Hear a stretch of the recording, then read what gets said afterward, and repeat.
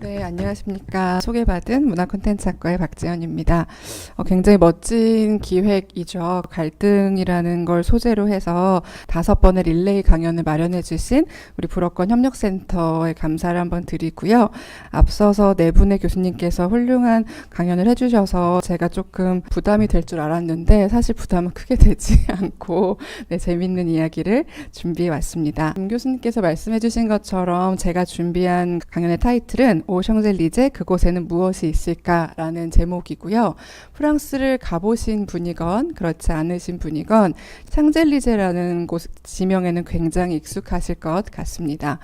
단순히 파리의 특별한 공간을 뜻하는 지명을 넘어서 파리를 상징하고 나아가 프랑스의 문화를 가장 잘 보여주는 것처럼 많은 이들에게 여겨져 있는데요.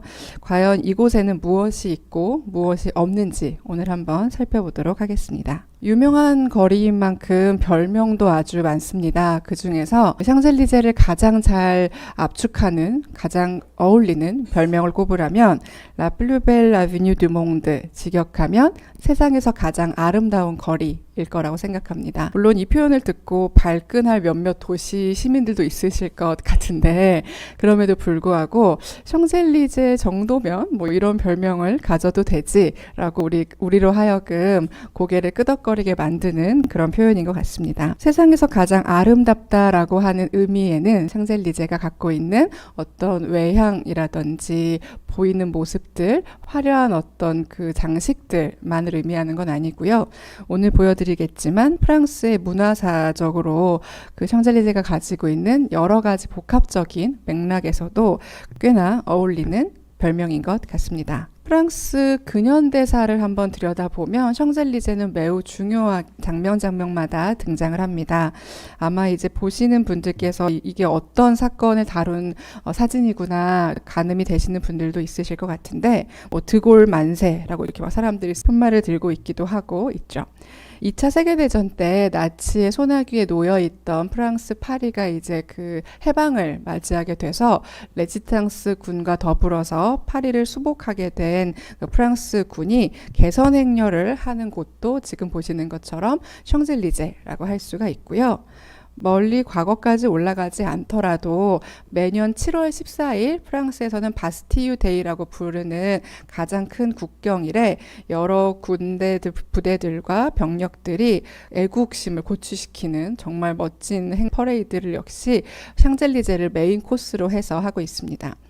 이 즈음에 만약 프랑스 파리를 가게 되신다면 한 7월 12일, 13일부터 다소 시끄러운 소음이 이제 상공에서 날 수가 있는데요. 보시는 것처럼 특별 공수부대가 이렇게 비행 연습을 하면서 삼색기 모양으로 연기를 내뿜으면서 상공 비행을 하는 것을 확인할 수가 있습니다. 이렇게 정치적인 맥락뿐만 아니라 혹은 어떤 맥락에서는 다소 더 정치적일 수 있는 스포츠에 있어서도 샹젤리제는 굉장히 프랑스인들에게 중요한 위상을 차지하는 거리입니다.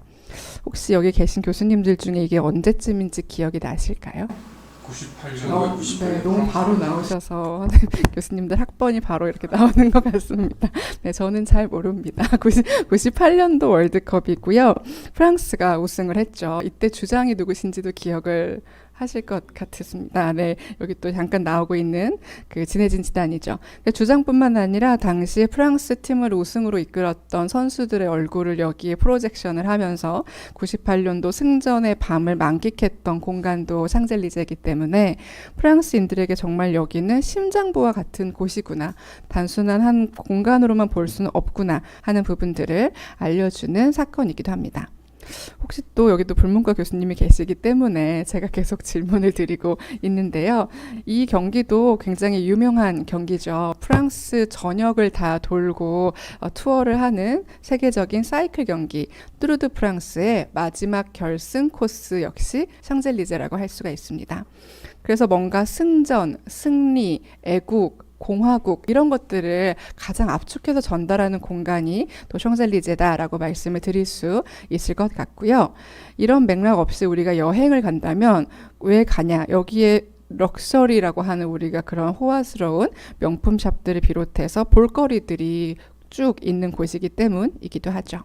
그래서 오늘 저는 여러분들께 권력과 자본의 교집합이 샹젤리제라는 공간에서 어떻게 다양한 일들을 벌여왔고 그것이 얼마나 많은 이들에게 따로 또 같이 여러 가지 의미로 다가왔는지를 한번 말씀을 드리려고 합니다. 원래 제가 노래를 좀 부르려고 했는데 너무 센터에 누를 끼치는 일인 것 같아서 시간 관계상 문제도 있고 해서 이제 PPT 파일엔 제가 이제 음악 파일을 심어 두었는데요. 이제 PDF 파일로 지금 보다 보니까 바로 그 재생은 안 되는데 저희 과 학생분 능력자가 여기 계셔서 잠깐 제가 부를 순 없지만 제가 좋아하는 밴드가 부른 레 샹젤리제를 잠깐 들어보고 오도록 하겠습니다. Oh, Champs-Élysées. Oh, Champs-Élysées. Au soleil, sous la pluie, à midi ou à minuit, il y a tout ce que vous voulez aux Champs-Élysées. Je me baladais sur l'avenue, le cœur ouvert. 기술적인 문제가 있었으면 부를 수 있었는데 또 너무 해결을 바로 해주신 것 같습니다. 이 제목을 오 샹젤리제로 알고 계시는 분들이 꽤 있으실 것 같은데요. 원래 발표됐을 때 그 노래 제목은 레 샹젤리제, 굉장히 중립적인 그냥 샹젤리제라고 하는 지명을 그대로 노래 공명으로 하고 있습니다. 제가 퀴즈를 하나 내고 싶은데 오 샹젤리제가 위에 걸까요? 아래 걸까요? 불문과 교수님들은 잠깐 답을 멈춰주시기 바랍니다. 네, 그쵸. 보통 이제 눈치가 빠르신 학생분들은 교수님들이 첫 번째면 뭐하러 내겠습니까? 문제를. 네, 두 번째죠. 그런데 사실 온라인에 서치해 보시면 감탄사 오가 꽤나 어울릴 법한 가볍고 경쾌한 리듬에 뭔가 불어를 몰라도 막 우리로 하여금 프랑스 샹젤리제를 거니는 듯한 그 노랫말 덕에 오 샹젤리제로 잘못 기재돼서 있는 자료들도 꽤 많이 제가 발견을 할 수가 있었습니다. 그런데 이제 원래 그 가사에는 오 샹젤리제라고 되어 있고 가장 부른 원조 가수로는 조 다생이라는 샹송 가수를 꼽을 수가 있습니다. 제가 문화 콘텐츠학과에 재직 중이긴 합니다만 불문과 출신입니다. 그래서 잠깐 깨알 불어를 잠깐 저희가 공부를 한번 해보자면 오 샹젤리제는 제가 이번 강연 제목을 달면서 샹젤리제는 뭐가 있을까라고 할까 하다가 그래도 오 샹젤리제 해야지 조금 더 많은 분들을 오시게 할 수 있을 것 같아라고 생각했지만 엄밀히 따지면 잘못된 표현이긴 합니다. 오 샹젤리제 자체가 샹젤리제에서 샹젤리제에는 같은 전치사가 붙어있는 형태이기 때문에 오 샹젤리제에는 사실 말이 안 되는 거긴 하지만 또 업계 용어로 낚시를 좀 하기 위해서 제가 그렇게 표현을 하긴 했습니다.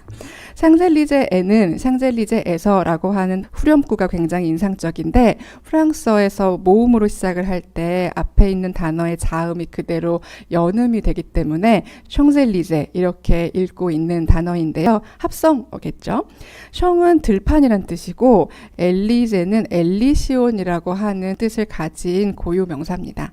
그래서 좀 더 풀어서 얘기하면 엘리시온의 들판, 엘리시안의 필드 이 정도로 해석할 수가 있을 텐데 이 엘리시온은 고대 그리스 사람들의 생각에 우리가 죽으면 영혼이 어디론가 간다고 생각했는데요.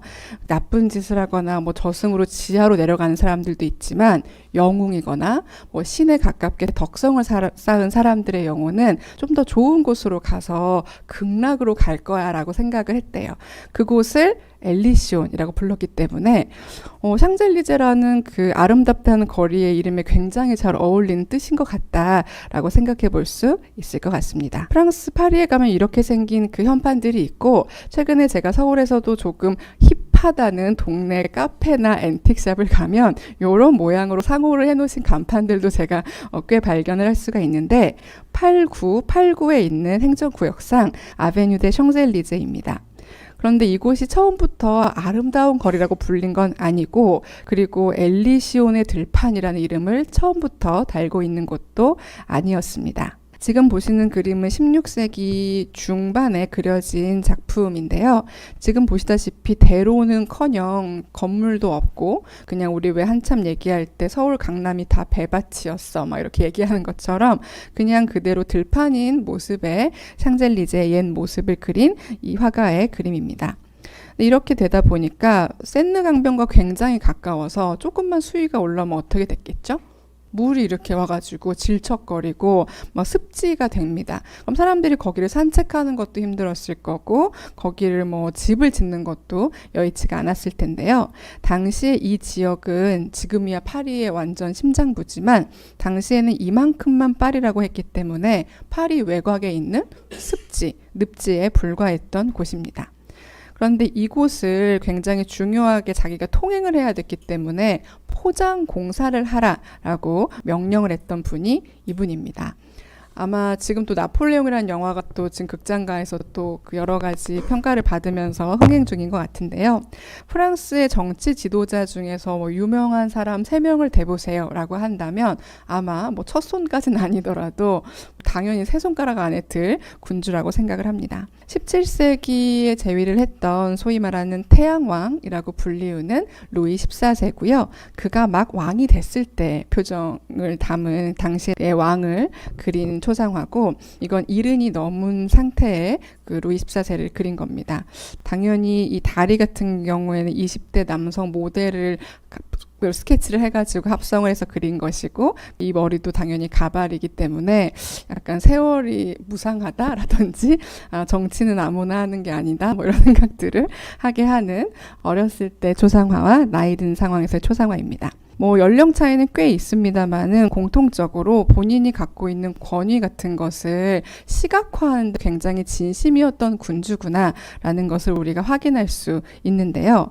다 아시다시피 이 루이 14세 같은 경우는 파리에서 살고 싶지 않아 했습니다. 그래서 베르사유라고 하는 자기 아버지의 사냥 별궁에 불과했던 곳을 크고 웅장한 성으로 만든 다음에 그곳에서 주로 이제 거주를 하면서 국사를 돌보았다고 전해지죠.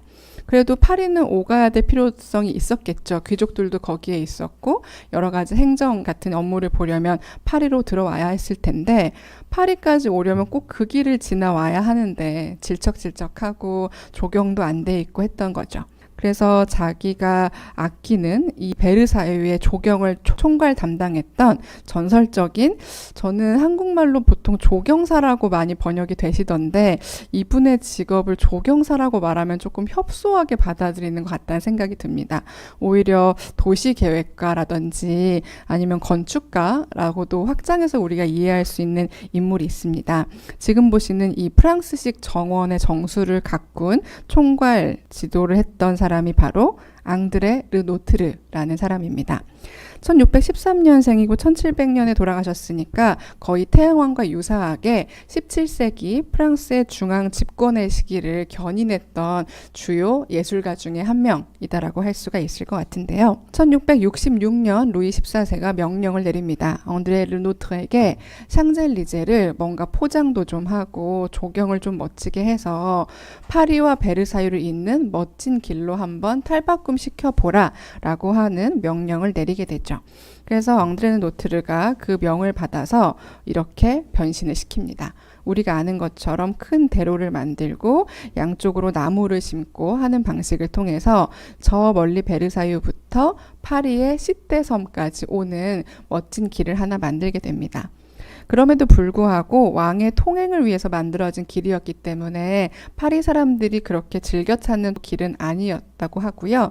오히려 18세기 들어서서 길이 확장이 되고 옆에 있는 다른 길들과 연결이 되면서 사실 아까 소개에도 말씀해 주셨습니다마는 길이라고 하는 게 혼자 떨어져 있으면 아무 의미를 가질 수가 없는 거잖아요. 그래서 이렇게 연결이 되면서 18세기에 통행량이 조금 더 많아지기 시작을 했고 1777년 정도가 되면 그 유명한 스위스 근위대를 여기에 항상 순찰을 돌게 해서 보안이나 치안 같은 문제도 파리 외곽의 보안 문제를 해결하고자 했던 18세기 프랑스 왕실의 그 이야기도 들을 수가 있습니다.